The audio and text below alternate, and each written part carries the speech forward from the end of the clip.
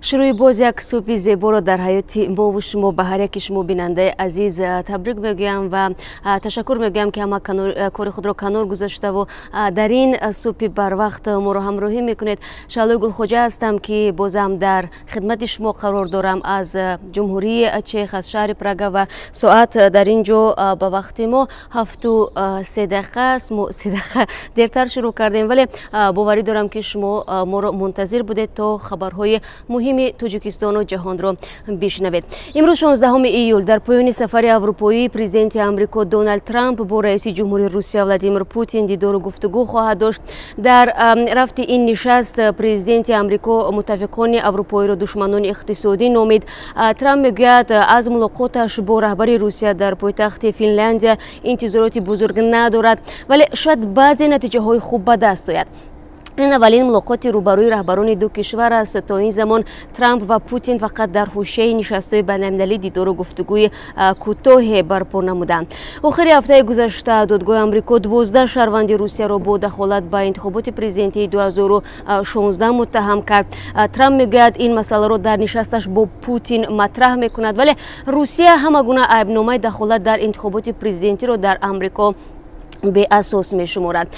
و دیروز در مسکو دسته منتخب فرانسه با حساب 4-2 تیم خرواتیا را شکست داده. بار دوم قهرمانی جهان شد. فرانسه بعد 20 سال جام جهانی را به پایتختش فرانسه برمیگرداند. شب گذشته در مرکز پاریس ده ها هزار نفر به تجلیل پیروزی برآمدند و همین گونه در دیگر کشورها نیز که آنجا فرانسوی ها زندگی میکنند این پیروزی را جشن گرفتند و قابل به یادآوری است که پیشگویی اشتر توجیک ماریا نیز درست برآمد که قبل از آغاز بازی او پیشگویی کرده بود که فرانسه بر تیم خرواتیا پیروز می آید. خب برمیگردیم به تاجیکستان. کمیته امنیت ملی تاجیکستان میگوید بعد از 22 سال حمله مسلحانه به یک اتوبوس وزارت دفاع یکی از عاملان آن بمبگذاری را دستگیر کردند. سال 1996 در حمله به اتوبوس وزارت دفاع در مرکز دوشنبه یک نفر جان داد و 9 تن دیگر جراحت برداشتند.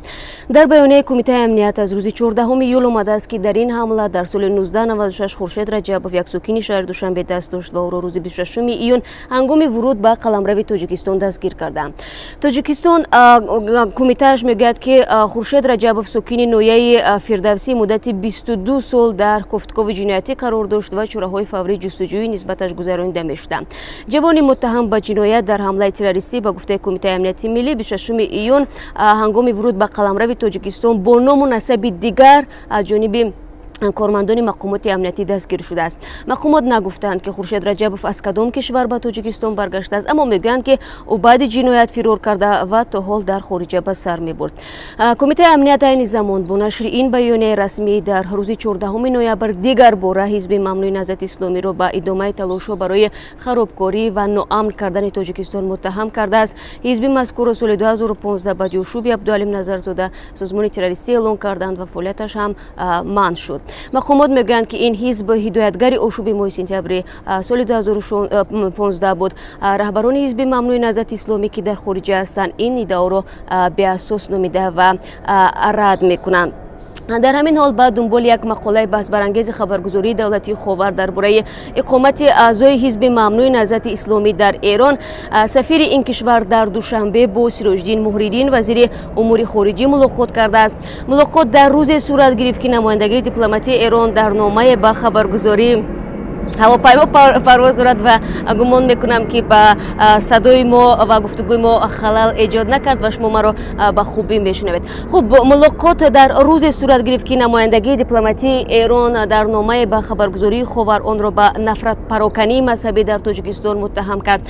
در ملاقات روز 11 ایول دو طرف درباره همکاری‌های دو جانبه جمله برگزاری 13مین جلسه کمیسیون مشترک همکاری اقتصادی تاجیکستان و ایران صحبت کردند که قرار است در ماه‌های باقی مانده امسال برگزار شود. در این باره وزارت امور خارجه ایران خبر داد و جمله نوشته است که سراج‌الدین مهریدین از سفرهای اخیر چندی از مقامات بلندپایه ایران از جمله محمد جواد ظریف که برای شرکت در یک نشست با دوشنبه آمده بود ابراز قدردانی کرده است.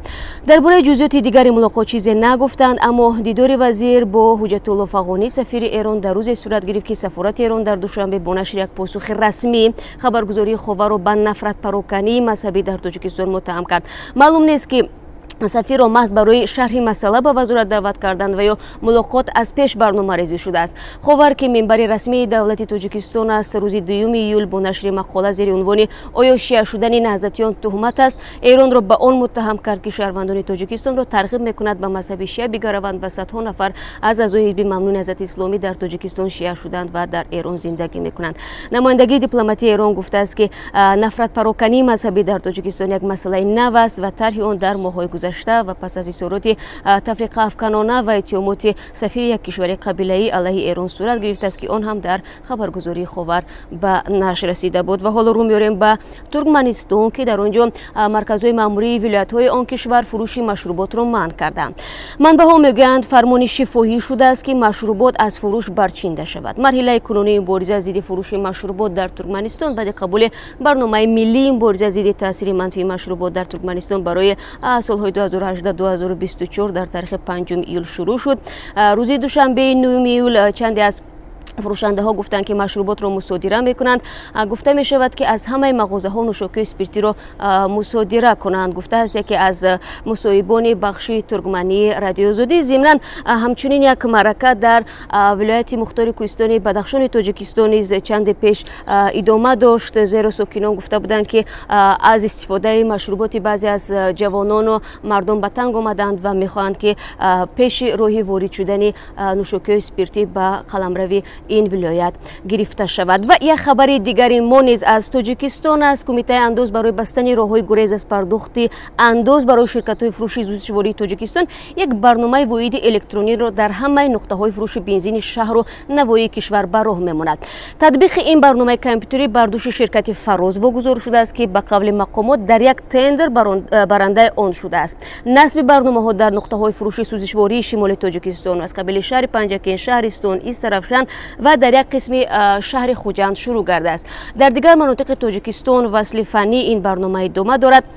اما شرکت‌های بنزین فروشی میگویند اگر تطبیق چنین برنامه واحد الکترونی از جانب کمیته انداز برای پرداخت شفاف مالیات اهمیت داشته باشد، از سوی دیگر این به افزایش نرخ مواد سوخت در سرتاسر کشور سبب خواهد شد و بار مشکل اصلا بالای خریدار خواهد افتاد.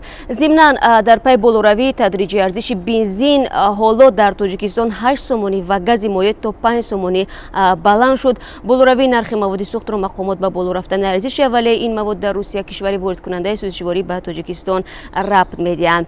خوب باید گفت که فراز که آن را نزدیک به حکومت مینامند از بزرگترین شرکت ها در تاجیکستان به حساب می رود که تجارتش چندین ساحه را در بر میگیرد. بیننده عزیز، این چند خبری بود که من میخواستم در این صبح بر وقت به سمع شما برسونم. البته این نهایت کار نیست، من شما را بعد از 3 ساعت دیگر با سرخط علاقه خبرهای نوی تاجیکستان جهان منتظر میشوم.